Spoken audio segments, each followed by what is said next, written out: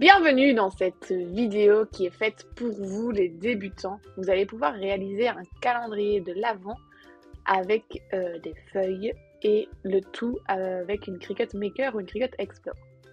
On va utiliser les structures de chez Crealia, c'est des petites maisons en étagère comme ça. Elles sont vendues en paires, une grande et une petite de 20 et 18 cm de haut. Et donc elles sont un peu profondes et on va faire des boîtes pour remplir les deux structures avec chaque fois 12 boîtes pour les 24 jours de l'Avent. Ce projet est vraiment fait pour les débutants et je vais vous expliquer pas à pas. Voilà la référence pour la boîte chez Crealia.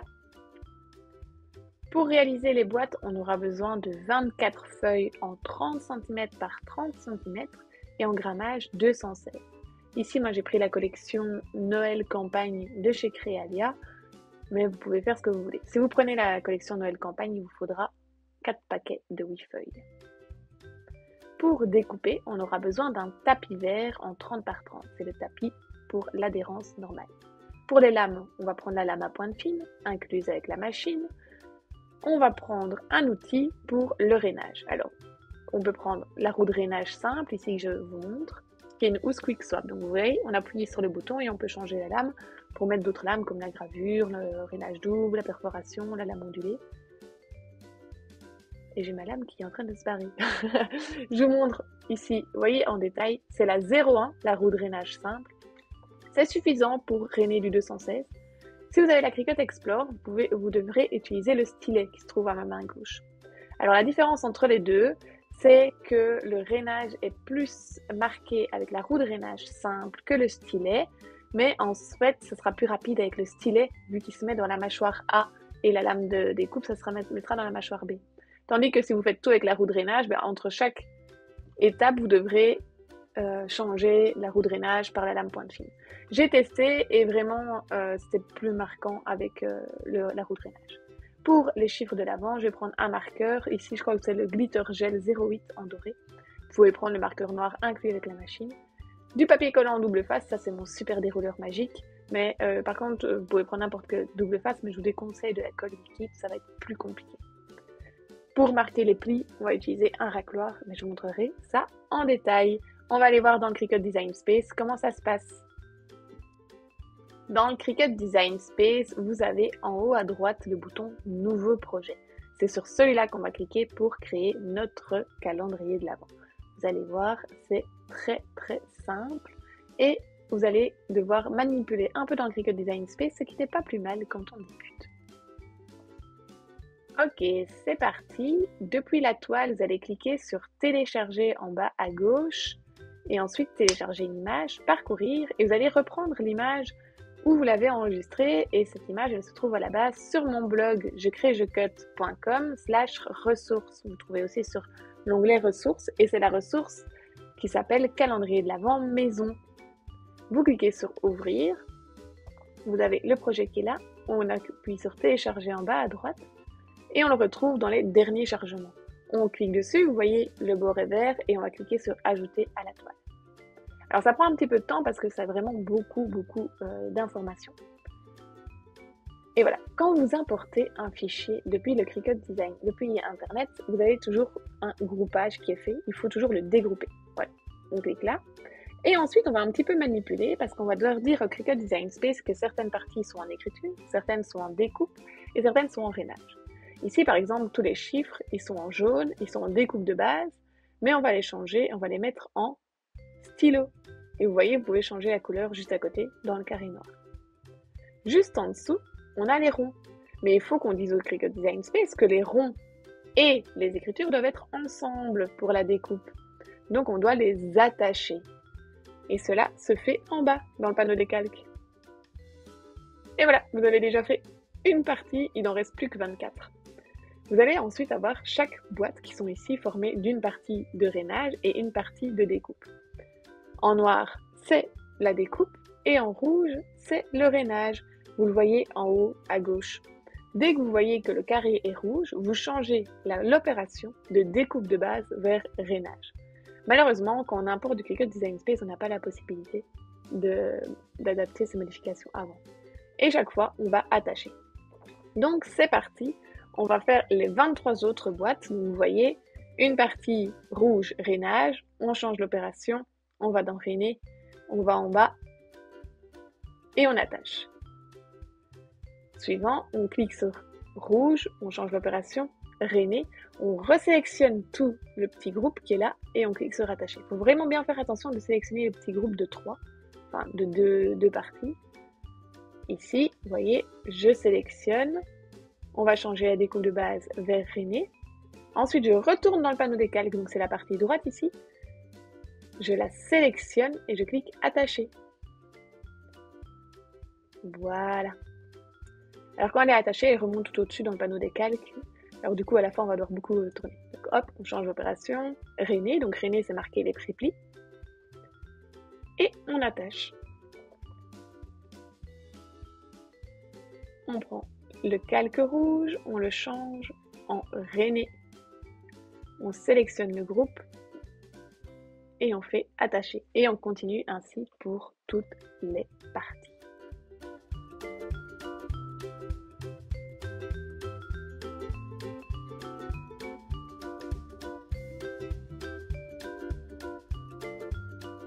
Vous n'avez pas besoin de regarder ce qui se passe sur la toile. Vraiment, concentrez-vous sur le panneau des calques qui est à droite. Sachez que la maison, elle est construite de 2 sortes de triangles, des petits et des grands, et de 2 sortes de rectangles, des petits et des grands.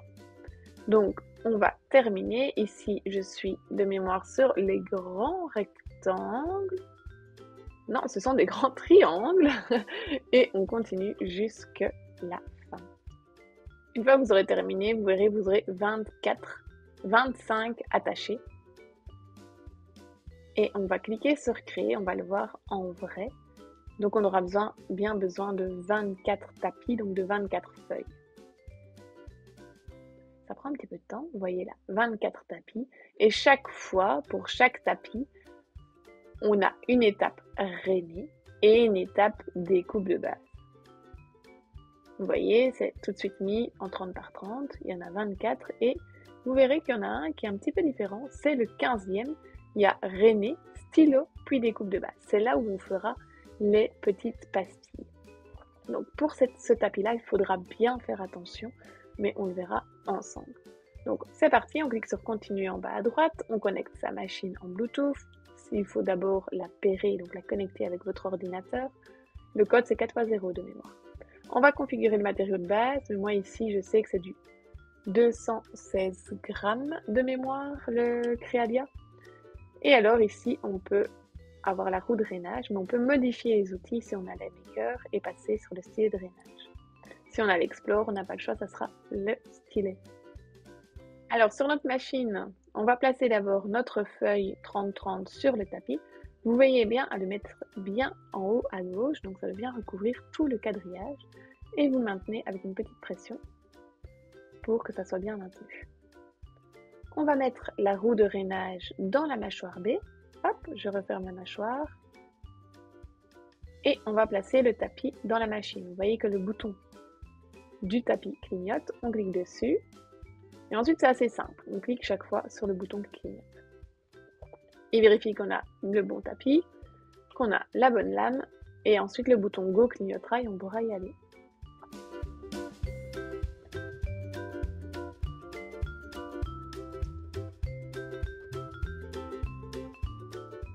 Une fois le rainage terminé, la machine s'arrêtera et vous aurez un pop-up qui vous dira de charger la lame à pointe fine. Vous pouvez voir exactement comment faire, donc ouvrir la mâchoire B, insérer la lame et fermer la mâchoire B. Donc on va voir ça ensemble. Simplement, on ouvre la mâchoire B. Hop, on enlève la roue de rainage. On peut la ranger, c'est mieux. Je vais mettre la lame à pointe fine, hop, et on reclique sur le bouton Go. On fait bien attention qu'elle soit bien enfoncée. Tout à l'heure, Marie-Zoé m'a fait le coup, elle n'avait pas mis enfoncé assez. Et du coup, ça n'a pas découpé. Et c'est parti, ainsi pour chaque tapis. Une fois la découpe terminée, on va cliquer sur le bouton du tapis. Et vous voyez, on retourne le tapis pour enlever la feuille. Comme ça, notre feuille, elle va pas crawler, enfin, elle va pas gondoler. Et vous voyez, je vais mettre de ma main pour enlever tous les éléments. C'est magique, tout est bien découpé. Et voilà.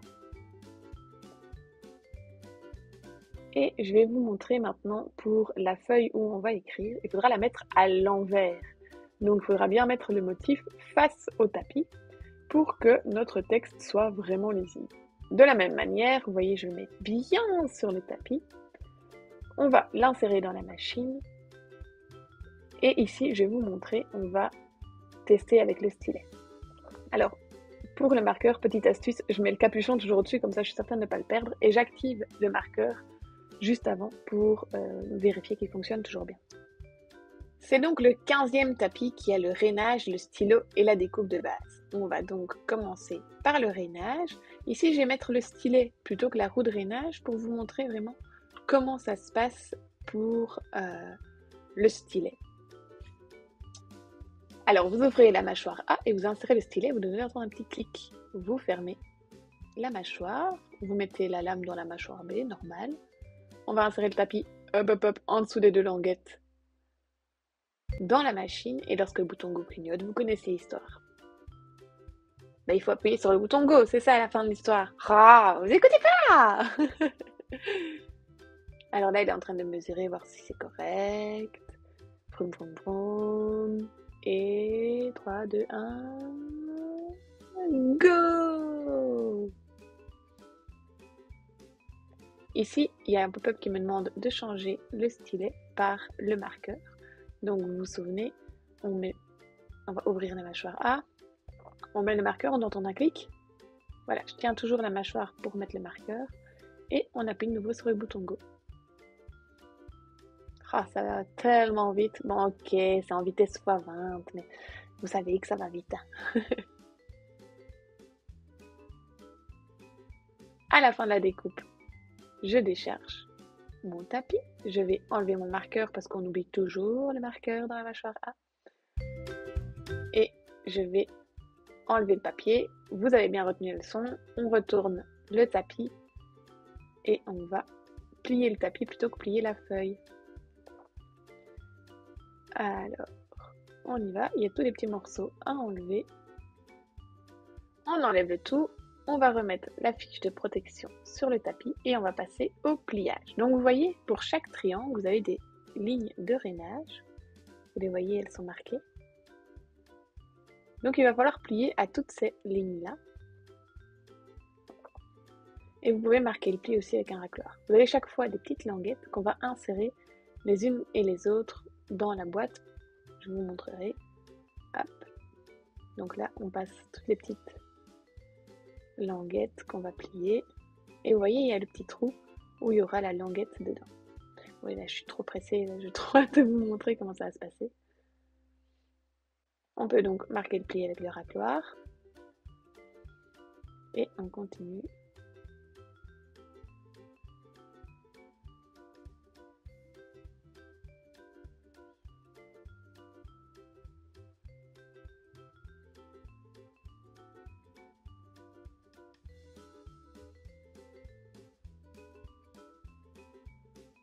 Et alors maintenant, on va placer, vous voyez, toutes les petites languettes, on va les mettre à l'intérieur du rabat parce qu'il y a une petite ouverture. Ainsi, en fait, on va utiliser moins de colle pour former les boîtes. On va pouvoir réutiliser les boîtes d'année en année pour mettre notre petite surprise du calendrier de l'Avent. Une fois que vous avez inséré la petite languette à l'intérieur, vous la repliez. Comme ça, elle est bien résistante. Donc, hop, voilà. Et en fait, il y a une des languettes qu'on va devoir mettre de la colle, c'est celle-ci. Donc, genre, je vous ai montré le pli, mais je vais défaire pour mettre la colle. On va mettre le double face. Avec mon super dérouleur. Franchement, je le kiffe à mort parce que moi, j'ai vraiment du mal à enlever la protection du double face. Enfin, soit, comme ça, vous aurez toute ma vie. Et c'est parti.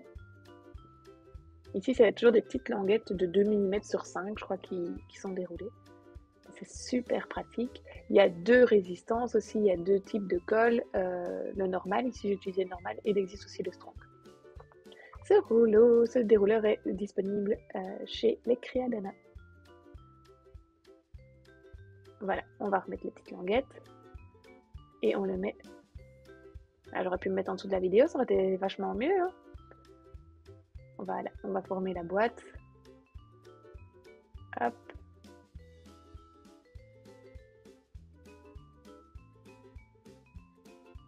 Voilà.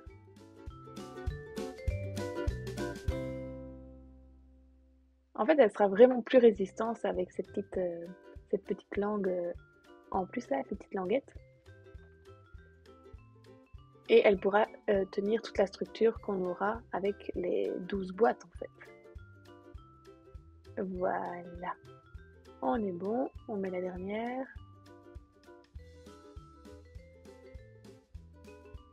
Tadam! Voilà. Alors celle-là, je pense que c'est une pour la petite boîte. On va regarder si ça rentre dedans. Yes. Eh, nickel. Bon, allez, plus que 12. Ah non, plus que 11. Enfin, plus que 23 en tout. Dans chaque boîte en bois, il y a 10 triangles et 2 boîtes rectangles. Ici, je vais vous montrer la formation de la petite boîte rectangle. C'est vraiment le même principe. Vous voyez, les petites languettes, on y va. On plie tout. Et chaque fois, dans chaque languette, vous avez un petit espace pour insérer la languette pour la structure. Comme ça, vous maintenez tout. Il y a le bord extrême qui devra être encollé. On va légèrement les lignes de rainage sur le doré. Hop. Mais c'est vrai que le stylet marque vraiment moins que la roue de rainage simple. Mais ça a été clairement plus rapide, quoi. C'est vraiment c'est selon ce que vous voulez. Ici, hop, on met la petite cocolle. Allez, vas-y, Franco Anso. Ouais, c'est bon ça. Allez, hop, on la forme. Voilà.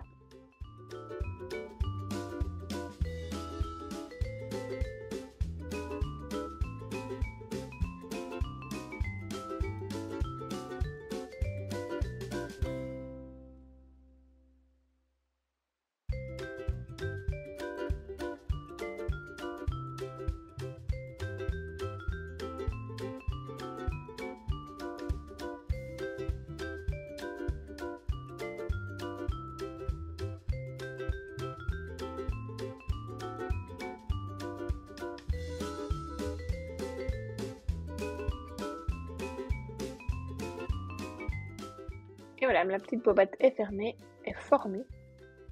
Elle va aller tout en dessous. Et les triangles vont aller tout au-dessus. Ah, c'est magique, vous avez vu les joies de la caméra. Donc là, j'ai fait mes 12 boîtes que je vais mettre à l'intérieur.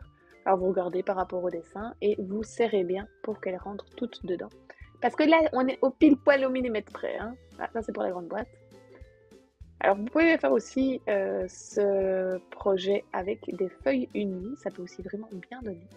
Et alors, ne vous inquiétez pas, ensuite, on mettra toutes les feuilles, tous les numéros pour les jours de la semaine. Alors ici, je l'ai mis en mode chevron. Je ne sais pas si vous voyez, ça fait vraiment un grand V. Et pour la grande, je l'ai mis en mode losange. Bon, après, moi, je préfère en mode chevron. Je trouve même que ça aurait été beau, ça aurait été en 2 couleurs, doré et rouge. Bref, voilà. Vous avez ici la première maison qui est faite. Tadam! Oh, c'est magique, c'est magique. Voilà la deuxième qui est quasi faite. Mais quelle magie!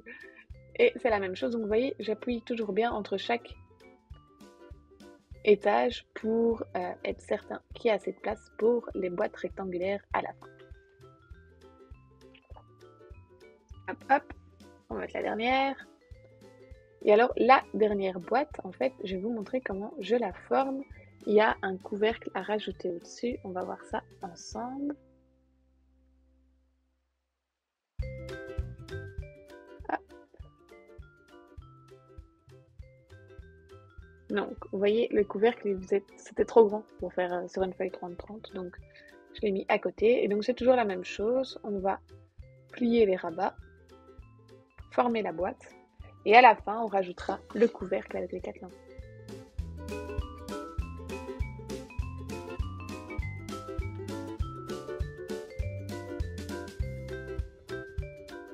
Une fois les 24 boîtes formées, vous allez pouvoir placer les numéros. Alors simplement, j'ai mis du double adhésif sur le rond et je l'ai placé sur la boîte. Maintenant, vous allez pouvoir mettre des choses à l'intérieur de votre boîte. Ce serait quand même mieux. Alors, vous avez la possibilité de mettre des petites pinces à cheveux, c'est des filles, des petits Playmobil, des petites chaussettes, des serre-têtes, ces surprises Kinder qu'on garde, là, qu'on sait jamais et qu'on râle d'avoir offert ça à nos enfants. Là. Vous voyez, hein, vous voyez ce genre de truc. Eh bien, vous pouvez mettre tout ça dedans. Nous, cette année, on a décidé de la faire autrement. On va voir comment notre petite de 4 ans va réagir. On va mettre 24 bonnes actions à réaliser chaque jour jusqu'au 24 décembre. Car c'est ça l'esprit de Noël pour nous, c'est de pouvoir donner et aider les gens de notre entourage. J'espère que ce tuto vous a plu. N'hésitez pas à montrer sur les réseaux votre réalisation avec vos couleurs pour ces 2 maisons de Noël. À très bientôt et de joyeuses fêtes de fin d'année à vous. Ok, 20 minutes, on regarde tout. Ah non, il y a encore la musique à rajouter. Tic, tic, pas comme ça.